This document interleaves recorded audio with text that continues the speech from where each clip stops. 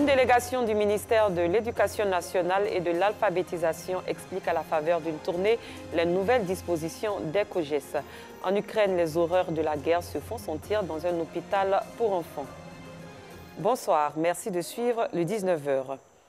Une délégation du ministère de l'Éducation nationale et de l'alphabétisation effectue une tournée à l'intérieur du pays.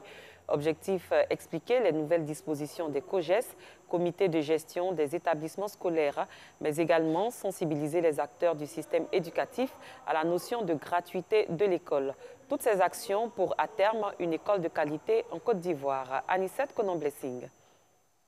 Une délégation du ministère de l'Éducation nationale et de l'alphabétisation, MENA, en tournée à l'intérieur du pays pour expliquer les nouvelles dispositions des COJES, présenter les mesures d'accompagnement prises par l'État ivoirien et les collectivités territoriales et surtout sensibiliser les acteurs sur la notion de la gratuité à l'école. Également améliorer la perception des COJES dans l'esprit des communautés.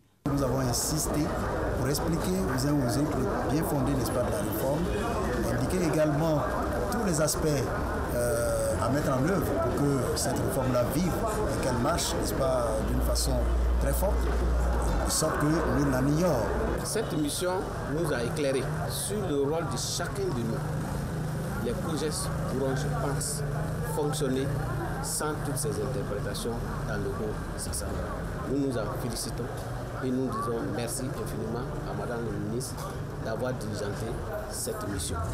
Seule la carte d'identité scolaire au primaire, le macaron et les activités socio-éducatives sont fixés respectivement à 300-500 francs, sont à payer obligatoirement auprès des intendants.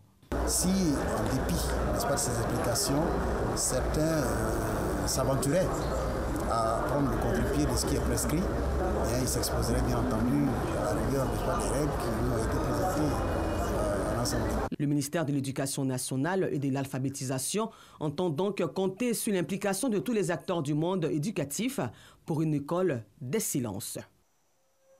L'Académie ivoirienne des langues maternelles forme les femmes à l'écriture des langues locales, une action qui s'inscrit dans le cadre de la Journée internationale des droits des femmes.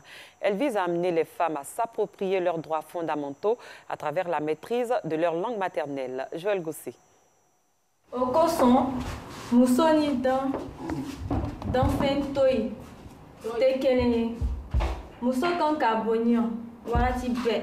7 jours de formation à l'écriture et à l'enseignement des langues maternelles à l'occasion du mois dédié à la célébration internationale des droits des femmes, une initiative de l'Académie ivoirienne des langues maternelles. Selon Adou Akwasi, président de l'Académie, cette formation permettra aux femmes de s'imprégner et de s'approprier leurs droits fondamentaux dans leur langue maternelle. Qui parle d'éducation parle de transmission de connaissances, de valeurs. Et la femme étant l'être privilégié, elle ne peut pas accomplir ce devoir-là sans la langue maternelle qui est le premier véhicule de la transmission de la culture. Avec cette formation aussi, nous avons la possibilité de permettre aux femmes de s'imprégner de leurs droits fondamentaux afin qu'elles puissent s'approprier véritablement les efforts qui sont fournis par le gouvernement en vue de leur bien-être. Une formation saluée par les apprenantes. J'étais institutrice. J'ai enseigné, mais ces mots que j'ai, les lettres que j'ai trouvées ici, c'est très différent de ce que j'avais enseigné. Il y a des hauts renversés, les hauts qui sont debout, les hauts couchés. Il n'y a pas ça dans l'alphabet français. Ça m'a servi beaucoup. Quand tu connais bien ta langue, tu sais comment t'exprimer dans d'autres langues. Et avec l'éducation aussi, tu as une bonne éducation. Ne négligez pas la langue maternelle pour dire non, on va apprendre seulement le français, alors que la langue maternelle est la base. Un peuple sans culture est un arbre sans racines. C'est donc pour permettre aux peuples ivoiriens de s'approprier l'écriture des langues que l'Académie ivoirienne des langues maternelles a été créée en 2010. Direction la commune d'Abobo, la plateforme des organisations de jeunesse associée Poja Team Ambak continue ses actions sociales. Elle a offert à 200 familles des vivres, un don estimé à environ 1 million de francs CFA. On en sait plus avec Colette Ilboudo et Anicette Konon-Blessing. La plateforme des organisations de jeunesse associées POJA, Team Ambak, continue ses actions sociales en faisant ce jour des dons en produits alimentaires d'une valeur d'1 million de francs CFA à 200 familles dans plusieurs quartiers de la commune d'Abobo. Les mots même me manquent parce que le riz avec de l'huile, c'est beaucoup pour le marché. En tout cas, je leur dis merci. Où ils ont arrivé, Dieu n'a quand même beaucoup à la place. En tout cas, que Dieu les bénisse. Et puis on prie aussi pour nos mentors, que Dieu ait pitié de son âme. Actuellement où je parle, j'ai envie de pleurer. Je ne peux jamais oublier notre mère. Selon le vice-président de la POJA, ce geste vise à soutenir les familles défavorisées, mais également à les inviter à continuer de prier pour le repos de l'âme de l'ancien Premier ministre, Feu Ahmed Bakayoko. L'objectif, c'est que d'abord, c'est de les soutenir, permettre à ces personnes-là, ne serait-ce que de retrouver le sourire. Nous sommes souvenus du jour de l'enterrement de notre mentor. Depuis le mois de mars, la POJA a décidé de faire plusieurs activités au cours desquelles nous avons des prières et des partages de dons à la mémoire de notre mentor. Parce que là où il se trouve aujourd'hui, il a plus besoin de prières. À sa suite, Mamadou Koné, parrain de la POJA, a salué l'initiative de cette organisation qui se mobilise au quotidien dans un élan de solidarité pour aider les familles en situation difficile.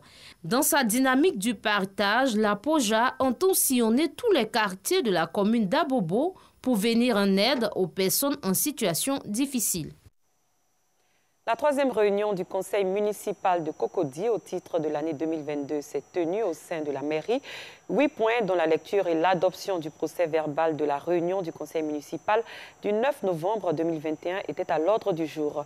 Le conseil a adopté le budget de l'année écoulée qui s'élève à 11 425 000 francs CFA. Rosemonde Kini, Anissette Konon-Blessing. 11 384 425 000 francs CFA. C'est le montant du budget primitif au titre de l'année 2021, adopté à l'unanimité par le conseil municipal de Cocody.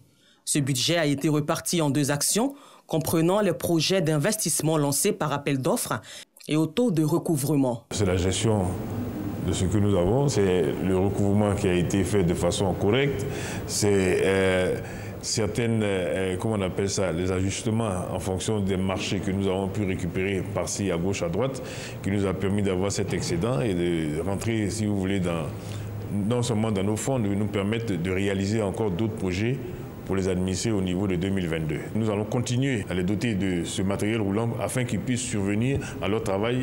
8 points étaient à l'ordre du jour de cette troisième réunion du conseil municipal de l'année 2022. Il s'agit notamment de l'autorisation du Conseil pour l'exécution des dépenses du budget primitif 2022 et l'adoption du projet de réforme et de mise en vente de véhicules. Parlons culture, la 4e édition du FIC, Festival international du Cogito, se tiendra du 15 au 16 avril 2022. Face à la presse, le commissaire général de ce rendez-vous a donné l'information.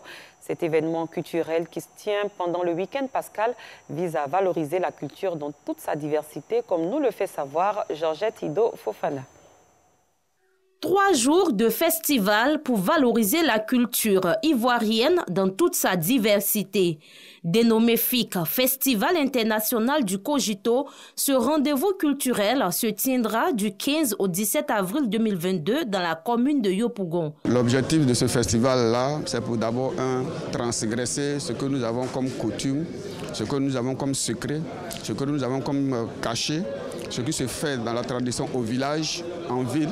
Cette année, le festival sera meublé par un séminaire sur l'incivisme routier et ses conséquences, une manière de maintenir les populations à Abidjan pendant la fête de Pâques. C'est avec beaucoup d'amertume que nous constatons qu'à un moment pascal, la ville d'Abidjan se désengorge et se trouve tous à l'intérieur. Donc pour maintenir un peu nos frères et sœurs en Abidjan, nous permettait quand même d'organiser ce festival-là. Plus de 1000 festivaliers sont attendus pour l'édition 2022 du FIC, avec pour invité d'honneur le peuple Oué. À l'étranger, à moins de 2 km de la ligne de front, près de Mykolaïv, les Ukrainiens se terrent dans un abri souterrain.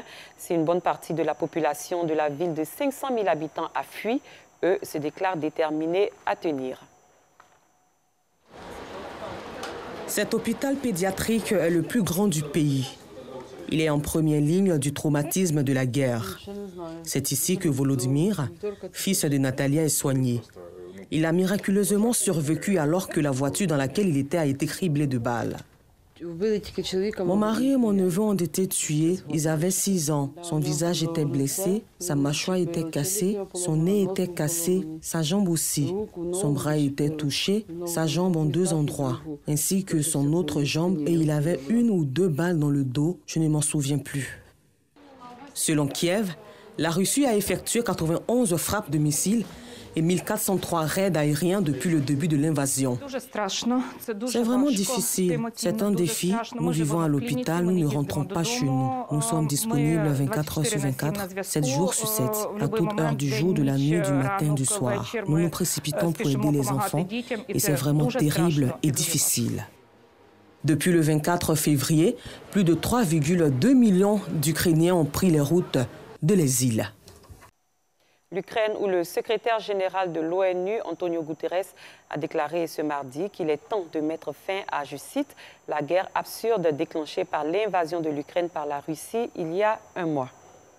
Nous recevons ce soir Yves Aka, président de la Fédération nationale des consommateurs de Côte d'Ivoire, FACSI, et vice-président de la Confédération des organisations de consommateurs de Côte d'Ivoire.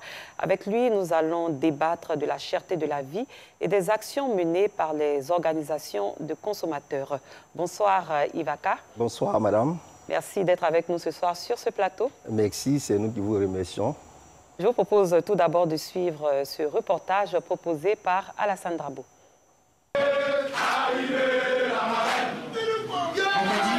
C'est en chantant que les membres de la FACSI, la Fédération des associations des consommateurs de Côte d'Ivoire, accueillent les invités de la Journée mondiale des droits des consommateurs. Une journée qui offre à la FACSI et ses membres l'occasion de faire le bilan des avancées en ce qui concerne les droits des consommateurs ivoiriens. Un panel sur l'électricité, l'eau et même le commerce en ligne était au rendez-vous. La FACSI a profité de l'occasion pour appeler à l'adhésion de tous les consommateurs en l'action qui vise à faire respecter leurs droits. Accompagner l'État dans sa mission auprès des populations reste, selon les organisateurs, le credo de la FACSI. Plusieurs ministères, dont celui du commerce, étaient présents à cette cérémonie. Des pistes de réflexion ont aussi été ouvertes sur le respect des clients et le surendettement des fonctionnaires et autres agents de l'État. La Journée mondiale des droits des consommateurs se tient depuis 1983, tous les 15 mars. Monsieur Aka, des pistes de réflexion, notamment sur le prix des denrées alimentaires et des produits de première nécessité qui sont en hausse. Que fait la FACSI face à ce problème de cherté de vie constaté ces derniers temps? La FACSI, en tant qu'organisation de consommateurs, n'est-ce pas, sa mission, c'est de défendre les droits des consommateurs. Sa mission, c'est de protéger tout ce qui est consumériste, c'est-à-dire la vie chère, toutes les questions de logement, de transport, tout et tout et tout. Mais récemment, la vie a été chère, cela s'est ressenti sur les réseaux sociaux. Et donc, nous, c'est notre quotidien, lutter contre la vie chère. Mais tout le monde était devenu présent et consommateur sur les réseaux sociaux. Et nous, organisation de consommateurs, responsables, nous avons pris les taureaux par les cornes.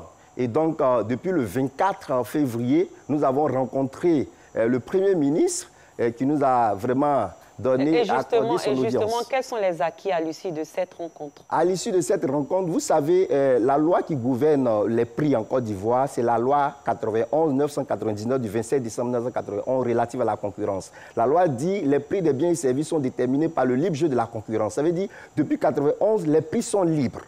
Et donc, cette loi a prévu aussi des exceptions. Mais on s'est rendu compte que parmi les 2 exceptions, l'exception qui était beaucoup utilisée, appliquée, c'était le blocage ou bien le plafonnement de prix. Or, le plafonnement est limité à 3 mois renouvelables seulement une seule fois. Donc, on ne peut plafonner que pour 6 mois. Et donc, nous, cette fois-ci, quand on a rencontré le Premier ministre, on a mis l'accent sur la 2e exception, qui est la réglementation de prix, c'est-à-dire l'homologation de prix. Donc l'État de Côte d'Ivoire a écouté, vraiment a accepté nos propositions. Donc c'est à la réflexion.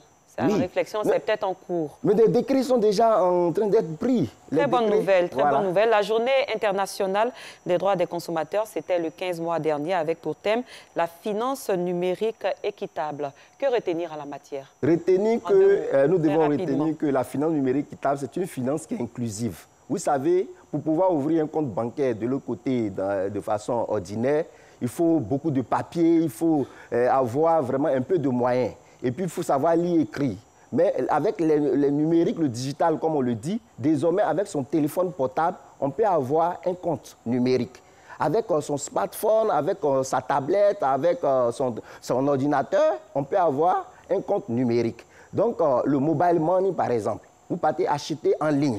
On fait les inscriptions en ligne, on paye les factures en ligne. Donc, c'est ça la finance numérique équitable. Donc, désormais, il faut promouvoir cette finance. Et donc, la finance numérique équitable doit être une finance inclusive, une finance sûre, une finance qui protège aussi nos données personnelles. C'est bien dit, c'est bien dit, c'est bien noté. Vous avez un mot de fin, un appel à lancer? Notre mot de fin, c'est de demander aux consommateurs vraiment d'adhérer à nos organisations de consommateurs parce que l'une des obligations des consommateurs, c'est d'être solidaires et c'est d'être avertis, c'est d'être actifs. Les gens se plaignent beaucoup, mais venez adhérer parce que c'est dans le formalisme que nous pouvons agir de façon active. L'État est en train de faire beaucoup de choses. Venez vous adhérer à nos organismes consommateurs pour qu'on vous donne les informations pour pouvoir lutter contre la vie chère et atteindre nos objectifs.